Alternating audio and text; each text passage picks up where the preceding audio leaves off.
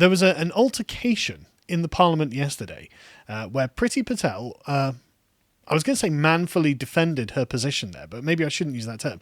But even then, I mean it's an honorific, because she does a fantastic job here, confronting Labour on the issue of Black Lives Matter and statues.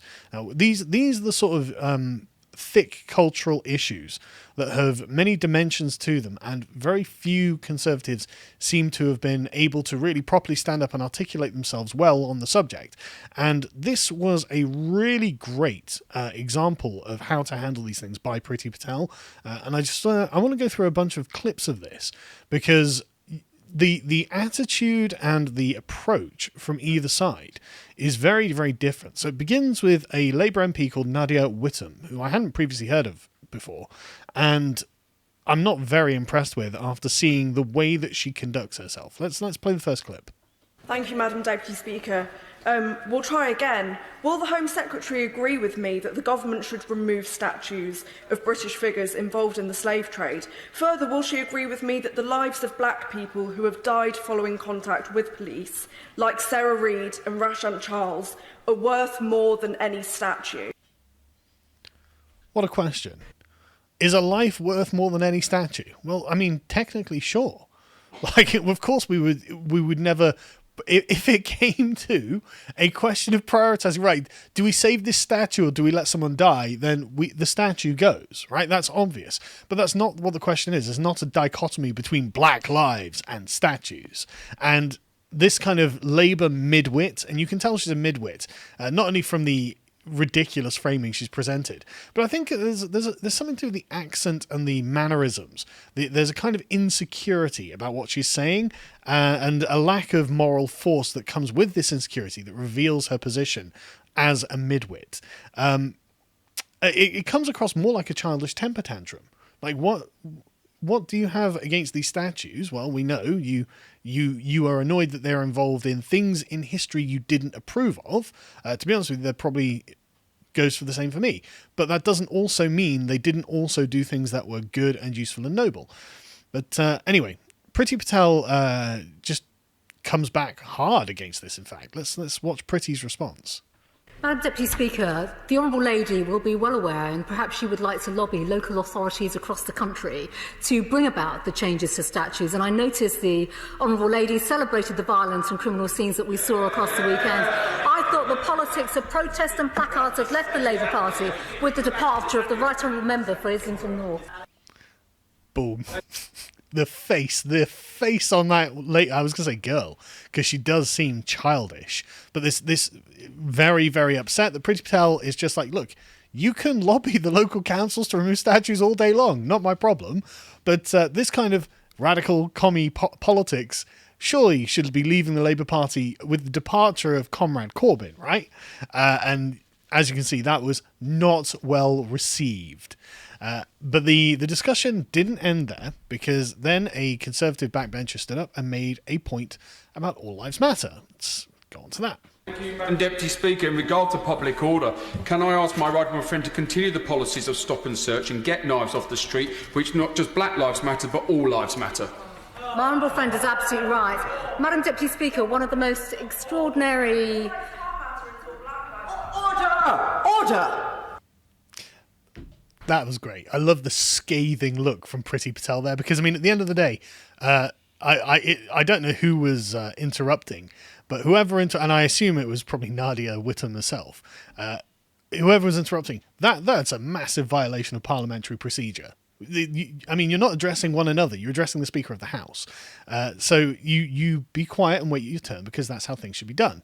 And so when the Conservative MP at the back says, well, all lives matter, because that is a statement of principle, yelling back, well, all lives don't matter until Black Lives Matter. A, this isn't a street protest, so shut up. And B, what we're saying is not that some lives matter.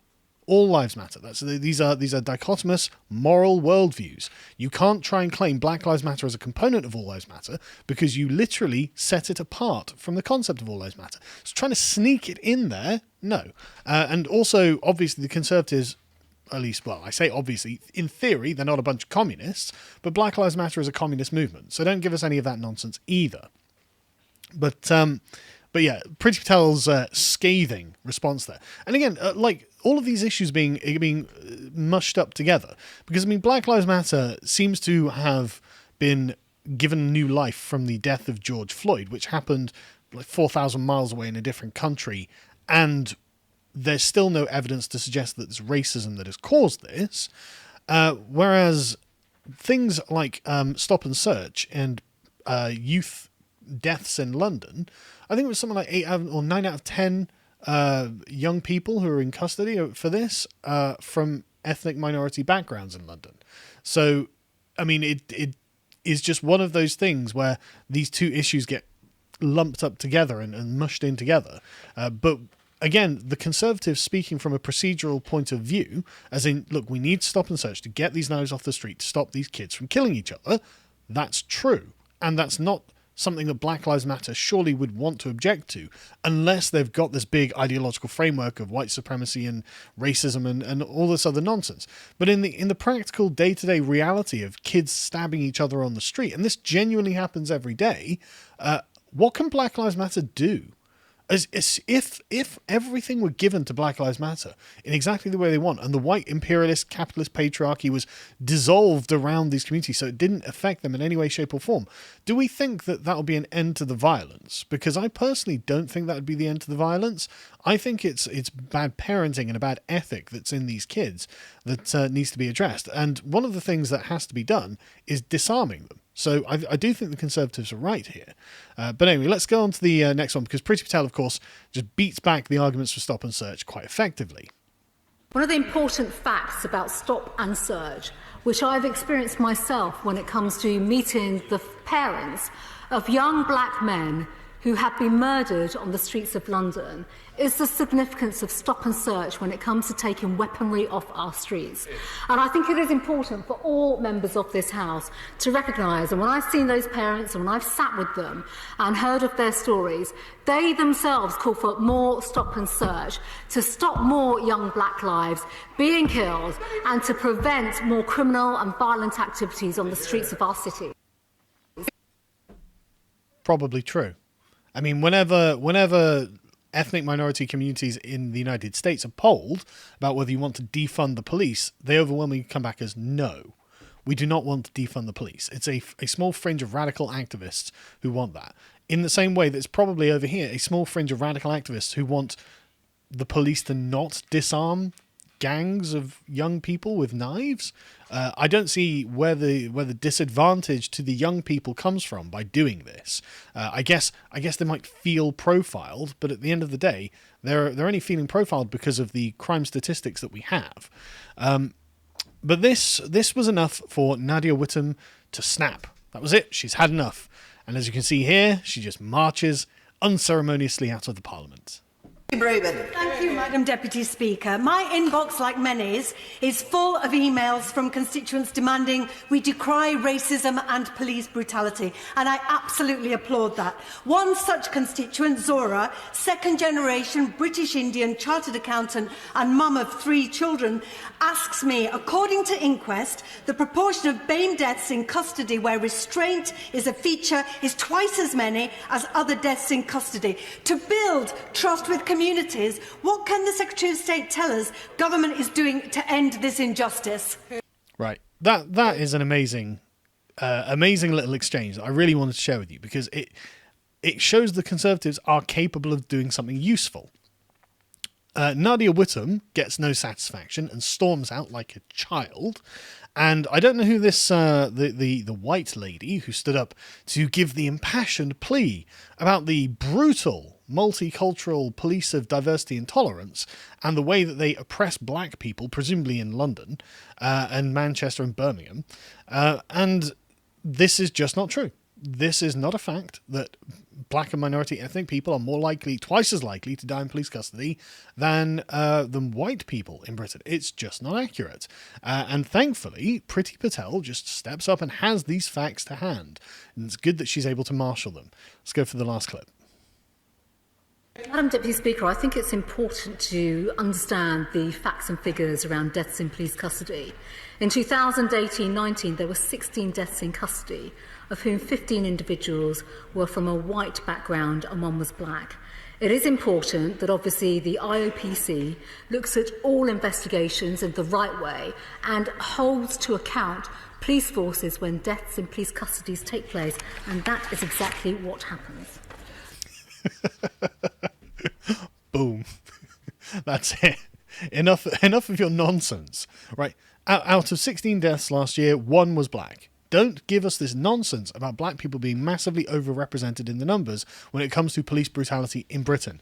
It's just not true. And to be honest with you, I don't think it's actually true in the United States if you are going for people who are unarmed either. I think it was the New York Times recorded this for 2015-2016, and they found there were 995, I think it was, deaths by police in the United States for that year, and they were almost all armed. So this narrative by Black Lives Matter doesn't seem to be borne out by the facts. And let's put aside the American argument for now.